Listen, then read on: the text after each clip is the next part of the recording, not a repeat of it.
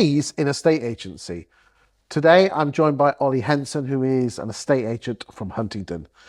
You particularly wanted to talk to me about fees in estate agency, when they're considering at the moment they're around 1% and they were 1.6 2006. It's quite a drop.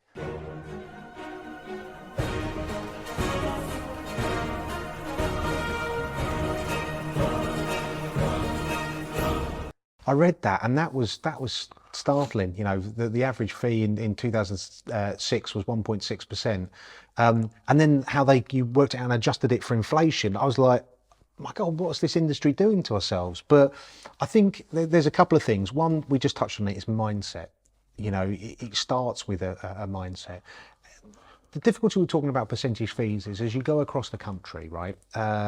You know, you might be selling your average sale in, I don't know, St Albans might be £1 million, and you're selling 4 of those a week, and you're going, right, well, okay, that's 40 grand a week's worth of fees. I'm quite happy charging 1%. And you might be sitting somewhere in Blackpool selling an average fee of 130,000, and you need a 2.5 or 3% fee to be able to keep the lights on. So I think we've got to be realistic when we talk about that and house price growth. But ultimately, I think particularly when the market change that we've had, okay, so we've kind of come off this point where everyone was like, oh, it's going to sell, you know, there's 10 buyers lined up. Going back to a point of normality is where good agents earn their worth. It comes down to, again, mindset, skills and training, having great conversations with your sellers, and what most people, you know, it's about adding value. You know, if you're an agent today and you don't know what the difference is between the first offer that you received and what you negotiated in terms of added value. So we know that it's about £12,300 year to date in Giggs McGrath, from the point of somebody offering to the point where we finish off and a vendor says, yeah, great, we're happy, let's do a deal. That for me, that data, that stat is fantastic, because when we're talking and up with other agents and, you know, someone's going, well, I'm going to do it for £1,000 less. Oh, great. How much added value do they negotiate? Well, what do you mean? Well, how much extra are they taking a buyer from their initial offer to the final? Well, they didn't talk to me about that. Oh, right. So if they're not talking to you about that, how much focus and effort are they putting into that part of the transaction? And interestingly, there is actually websites out there that if every agent had the same house in the town, what you would all achieve for it.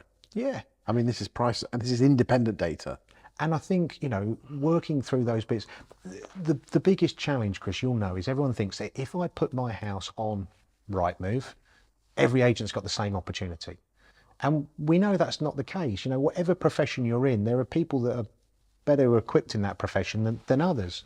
You know, as I said to you earlier, I couldn't sit there for a long period of time and say I'm the #1 agent in this area, because we've been growing a business. But one of the things that I was able to do very quickly, saying percentage of properties that we list to we sell, we're knocking on the door of 80%. There's someone over here that's doing 40%. And again, there is, ladies and gentlemen, there are data sources out there that will tell you that independently.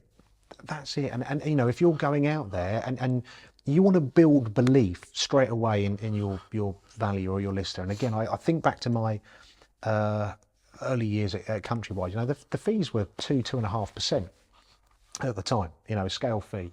And my regional manager at the time convinced me, there was a local paper that everyone used to advertise in, because it was before, you know, Rightmove the thing and papers were the thing. And there was a paper that no one used to read. And all of a sudden we pulled out of the paper that everyone was in, and we went in the paper that nobody read.